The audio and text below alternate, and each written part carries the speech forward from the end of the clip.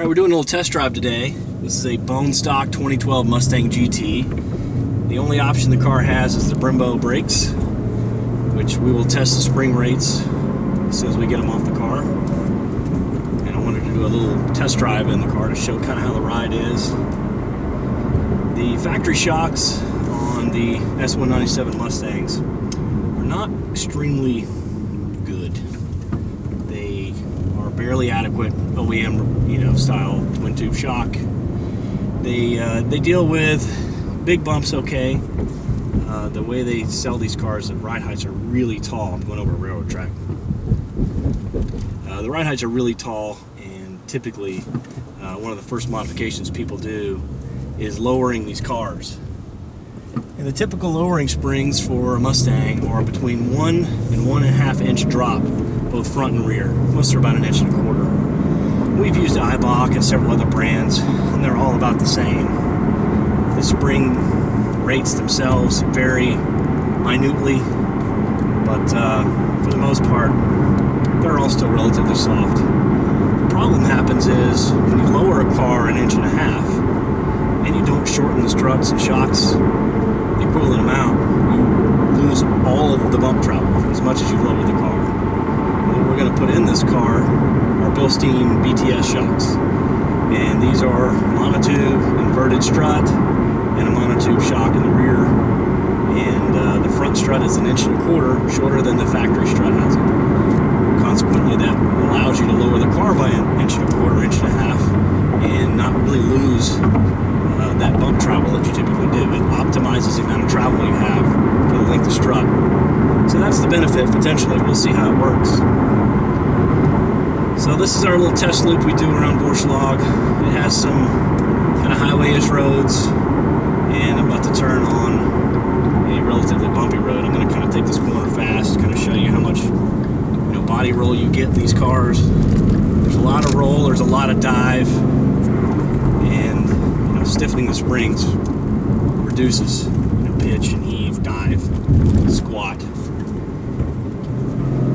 You get on the gas, the front really picks up. When you get on the brakes hard, it drops down like 6 or 7 degrees. There's a lot of brake dive in these cars, and hopefully the new Bilstein spring shock setup will work better. There's some kind of nasty bumps.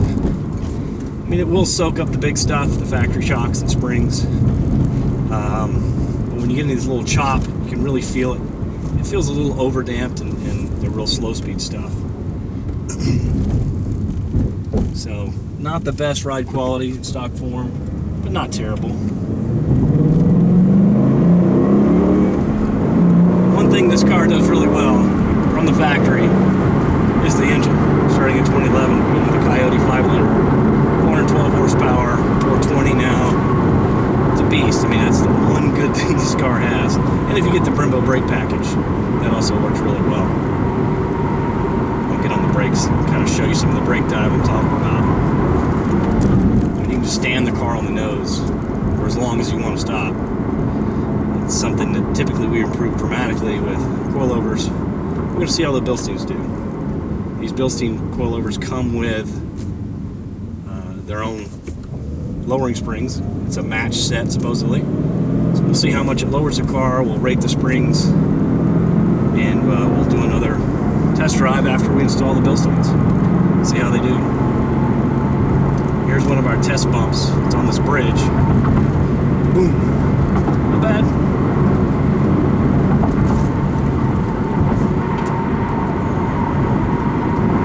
No Cadillac, but for a $25,000, $30,000 car that has over 400 horsepower, you kind of get what you pay for. Until Ford put the money in the drivetrain, not so much in the suspension. But unlike a lot of other cars out there, the S197 Mustang responds extremely well to suspension upgrades. We've seen lap times drop. We did a test recently in our 2013 Mustang. We went on stock suspension, and then we went back with the AST double adjustable monotubes and coilover springs and dropped 4 seconds. That's on a 2-minute road course. No other changes. So these cars do respond really well to suspension upgrades. Alright, looks like we're ready for our test drive after installing the Bilstein Sport inverted struts and the included lowering springs that come in their Sport Kit, or Pro Kit, I believe it's called. I did exactly what they said, lowered the front 15 millimeters, the rear 38 millimeters, which is about a ½ inch in the front and about an inch in the back, a little over an inch in the back.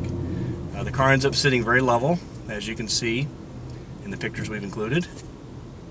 And you no longer have that crazy tall ride height with the ridiculous rake. Ride quality is pretty good. We're going to go around a test loop again and I'll go over some known bumps, but so far I'm pretty impressed. It hasn't bottomed anywhere. I've already done the test loop once and it was fine. We came back in the shop and aligned everything, and we got the camber about 1.7 negative. We could go as little as 1.2 at this ride height with our camber plates. We did install these with the Vorshlag plates, which is how we sell this kit. So we can get as little as right at about 1 degree, or you can go all the way down to about -3 degrees. There's a big range of adjustment there. A little over 3 at this ride height works fine. On track, and then for street use, you can dial the camber back out. We've got it set at about 1.7 degrees negative on both sides.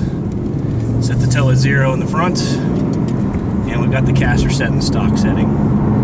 Get additional positive caster beyond about the 6.5 degrees you get in the forwardmost setting on the Vorshlag plates, but there's really no benefit, and you lose a lot of camber adjustment because of the round nature of the strut tower opening and the restriction of the kind of the bubble that's part of the strut tower. So we usually put it in the forward caster adjustment, but there is adjustable caster there if you want. We have 3 total settings for caster. The ride quality is good. Not a lot of road noise. Looks good going over our test loop so far. With some pretty big bumps and nothing unsettling. It rides about like stock. It's a little firmer, obviously. There's more spring rate and of course some real dampers involved instead of those big noodles that the factory puts on here. Let me check brake dive real quick. Of course there's somebody turning in front of me. Can't do my test turn here.